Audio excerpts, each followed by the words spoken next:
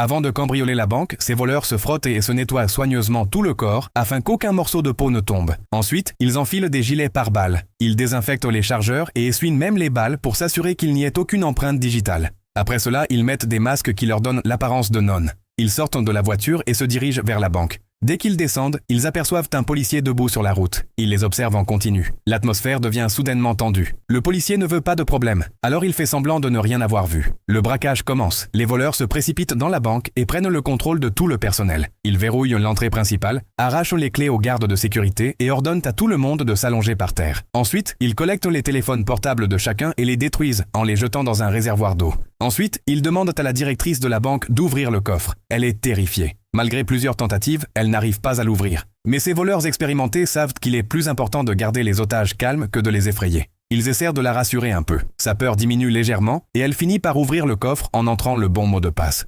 Les voleurs utilisent les clés pour ouvrir les casiers et en extraire des millions en espèces. Pendant ce temps, l'un d'eux enlève le disque dur des caméras de sécurité et commence à le brûler dans un micro-ondes. À ce moment-là, quelqu'un arrive à l'extérieur pour retirer de l'argent et frappe violemment à la porte. Les voleurs deviennent nerveux et pointent toutes leurs armes vers l'entrée. À cet instant, la directrice appuie discrètement sur le bouton d'alarme avec son pied, sans savoir que les voleurs observent chacun de ses gestes. Elle prend peur, mais les voleurs ne lui disent rien. L'un d'eux dit à son complice de faire vite. Le voleur chargé d'effacer les preuves asperge toute la banque de désinfectant pour effacer toute trace. Ensuite, ils prennent la directrice en otage, la font monter dans la voiture et s'enfuient à toute vitesse. Une fois dehors, ils retirent leur masque et poussent un soupir de soulagement. En voyant le visage effrayé de la directrice, Nick, l'un des voleurs, se sent un peu coupable. Après tout, ce sont des braqueurs, pas des meurtriers. Un peu plus loin, une fois sûr que personne ne les suit, ils relâchent la directrice. Mais au moment de partager l'argent, Jack montre la carte d'identité de la directrice et dit « Elle habite tout près. Et si elle nous reconnaît un jour ?» Puis il ajoute « Il faudra s'en débarrasser. » Nick lui arrache rapidement la carte d'identité et dit « Je m'en occupe demain. »